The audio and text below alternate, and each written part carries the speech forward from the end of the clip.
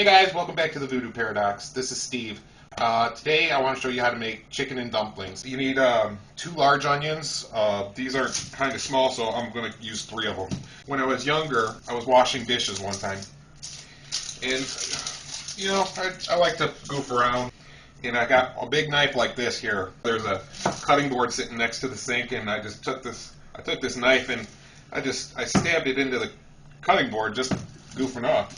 My slippery wet hands just went straight down the blade, just like that. I cut my finger, and I freaked out. So I ran across the street. My scoutmaster, my Boy Scout master, lived across the street from me. He helped me out. I wound up cutting my pinky right here, and it was a pretty good cut. After it finally healed, I couldn't bend the top of my pinky anymore because I guess I cut the tendon. Yeah, see that pinky right there? I can't bend that anymore. Let me grab a bowl here. I think we're going to use the Shrek bowl. So, talking about Boy Scouts, we're out and we're having like some kind of survival weekend. There was a competition. You're supposed to make one dish.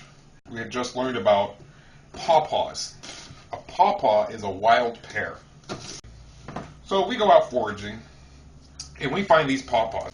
So we wound up making a pawpaw cobbler, and I tell you what, it came out real good, and everybody enjoyed it. The thing about pawpaws is if you eat too many of them or they're not ripe enough, they're supposed to give you the runs. So, but we didn't know that at the time. Luckily, nothing bad happened. Alright, so let's get back to the cooking. I got some chicken here. Now, this is actually still frozen. That's okay because we're going to boil it. So just throw the whole thing in the pot. That's 5 pounds of chicken we're using. We're going to put the 2 large or 3 medium onions in out of the Shrek bowl. We need 6 pieces of celery. I'm just going to go ahead and use all of this because there's only a little bit left over. Some of these are kind of small. I can't talk to you while I'm doing this. I'll cut a finger off. Okay. There you go. 6 pieces of celery. Alright, that goes right in the pot. You put about 4 good-sized bay leaves in there. Chicken bouillon. I would prefer to just use straight up chicken stock, especially homemade chicken stock, but this is what we got on hand right now, so we're going to use, my recipe says to use 4. I'm going to use 5. I like to ignore recipes a lot. Now, we need some water. We need 8 cups of water.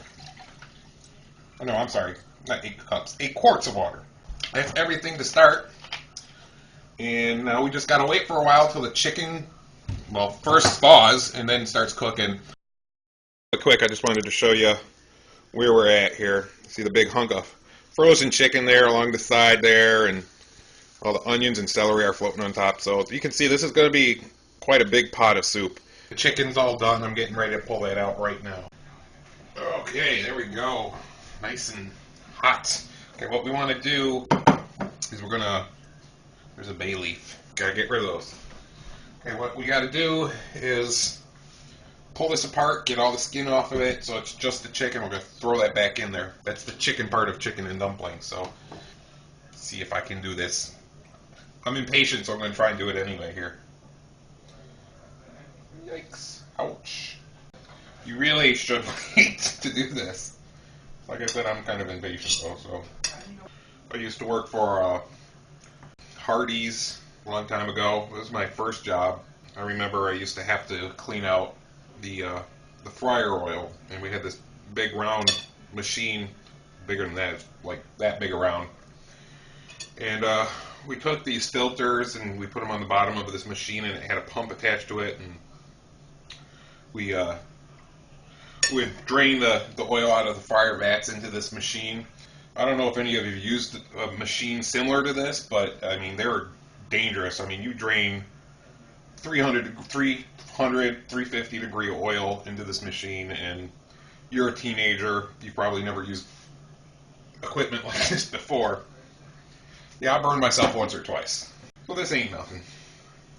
I was in the National Guard, and I always say that's what taught me how to clean a chicken bone, because we had chicken a lot when we were out doing exercises, and man, you got hungry, man, and when they give you dinner, I mean, they'd only give you what they would give you, but you wanted more, so I mean, you suck a chicken bone dry. Okay, I just realized I lost a whole bunch of film. I think I was pulling apart the chicken when the film stopped. So I took that chicken after I got it pulled apart. I put it back in the pot, and right now I'm mixing up the dumplings. What was in the dumplings was 4 cups of flour, 2 teaspoons of salt, and a cup and a half of ice cold water.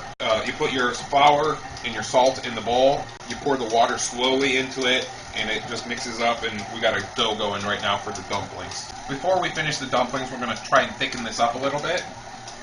There we go. We're creating a nice slurry here. When we get the cornstarch, we're going to throw it in. Alright, so now we're going to put some cream of chicken soup in here.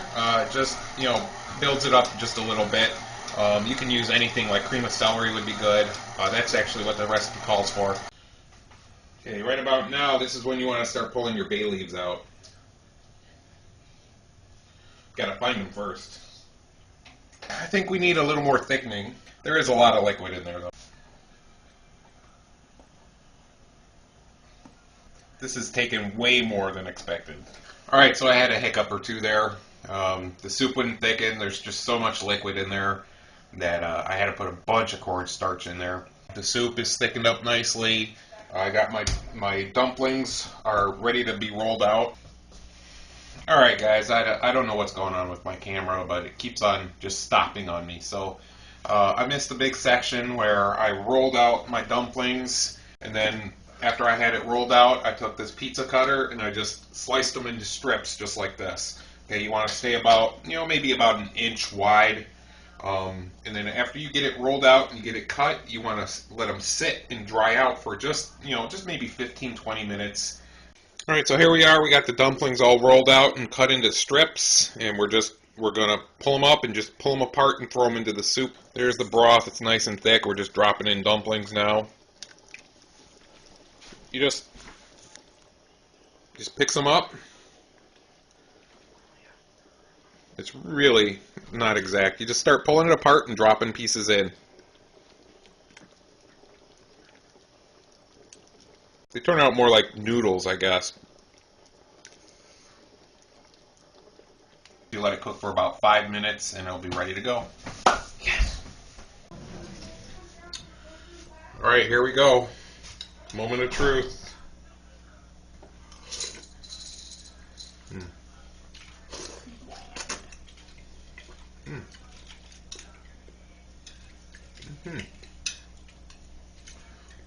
Nice chicken, nice dumplings. I like these dumplings better than like the biscuity dumplings. I think ones too. She says she likes biscuity ones too. I mean, they have their place. They are all right, but I just really like these noodly type dumplings. Really good. All right, so that's chicken and dumplings for you. It's a nice winter, a nice hearty winter meal. We're in Chicagoland here, and we've been having a super weird winter, but it finally snowed today. It's just that there's a bunch of snow out there. It's really cold. This is really hearty. It will warm you up and just sit good in your stomach in the weather like this. It's really good. So, okay, so I want to remind you, I'm in a competition with my son and my daughter. So if you could just please like, share, subscribe, do whatever you can, promote this video, just send it to whoever you can. Please, I would really appreciate it. Thanks a lot, guys, and I'll see you next time.